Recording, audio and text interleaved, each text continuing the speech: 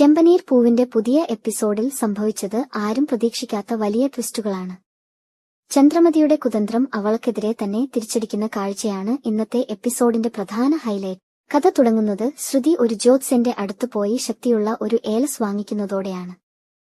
എന്നാൽ അത് സാധാരണ ഏലസ് അല്ല, അമ്മയും മകനും തമ്മിൽ അകൽച്ച ഉണ്ടാക്കുമെന്നാണ് ശ്രുതി വിശ്വസിക്കുന്നത്.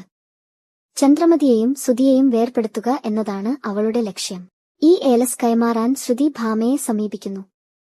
ആദ്യം ഭാമ ഇത് ചെയ്യാൻ തയ്യാറാകുന്നില്ല. പക്ഷേ ശ്രുതിയുടെ പെരുമാറ്റം കണ്ടപ്പോൾ ഭാമയ്ക്ക് പേടി തോന്നുന്നു. ഒടുവിൽ നിർബന്ധിതയായി ആ ഏലസ് ചന്ദ്രമതിയുടെ കയ്യിൽ എത്തിക്കാൻ ഭാമ സമ്മതിക്കുന്നു. ഭാമ ചന്ദ്രോദയത്തിൽ എത്തിയപ്പോൾ ചന്ദ്രമതി ഒറ്റയ്ക്ക് വീട്ടുജോലികൾ ചെയ്യുന്നത് കണ്ട് അവൾ പോലും അമ്പരന്നു. രവീന്ദ്രന്റെ പെരുമാറ്റത്തിൽ വന്ന മാറ്റത്തെക്കുറിച്ച് ചന്ദ്രമതി വിഷമം പങ്കുവയ്ക്കുന്നു.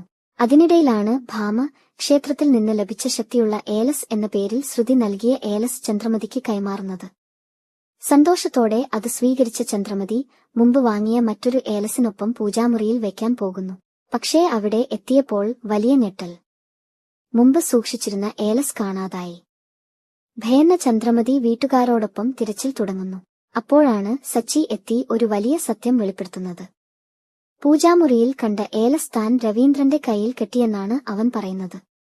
കുടുംബനാഥന് നല്ലത് സംഭവിച്ചാൽ കുടുംബത്തിനാകെ നല്ലതാകുമെന്ന ചിന്തയിലായിരുന്നു സച്ചി അത് ചെയ്തത്.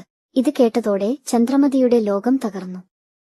കാരണം ആ ഏലസ് ഭർത്താവും ഭാര്യയും തമ്മിൽ കലഹം ഉണ്ടാക്കാനായി പൂജിച്ചെടുത്തതായിരുന്നു.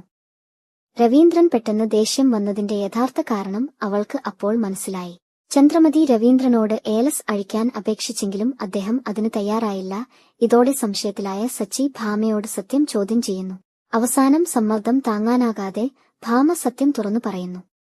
ചന്ദ്രമതി സുധിയെയും ഭാര്യയെയും വേർപെടുത്താൻ വേണ്ടിയാണ് ഈ ഏലസ് പൂജിപ്പിച്ചതെന്ന് എല്ലാവരുടെയും മുന്നിൽ വെളിപ്പെടുന്നു.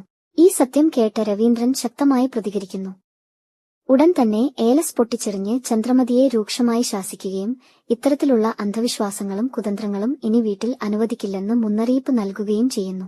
എല്ലാ പദ്ധതികളും തകർന്നതോടെ ചന്ദ്രമതി അപമാനത്തിലും ദേഷ്യത്തിലും കത്തുകയാണ്. എന്നാൽ അവൾ ഇപ്പോഴും പിന്മാറാൻ തയ്യാറല്ല. ശ്രുതിയെയും സുധിയെയും വേർപെടുത്താനുള്ള പുതിയ നീക്കങ്ങൾ അവൾ ആലോചിക്കാൻ തുടങ്ങുന്നു. ഇതിനിടയിൽ മറ്റൊരു വലിയ രഹസ്യവും കഥയിൽ ഒളിഞ്ഞിരിക്കുന്നു. വർഷ ഗർഭിണിയാണെന്ന സത്യം ഇതുവരെ വീട്ടിൽ ആരും അറിഞ്ഞിട്ടില്ല. ആ രഹസ്യം പുറത്തുവന്നാൽ കഥ മറ്റൊരു തലത്തിലേക്ക് മാറുമെന്നത് ഉറപ്പാണ്. അടുത്ത എപ്പിസോഡുകളിൽ കിടിലൻ ട്വിസ്റ്റുകളും അപ്രതീക്ഷിത സംഭവവികാസങ്ങളും പ്രേക്ഷകരെ കാത്തിരിക്കുകയാണ്.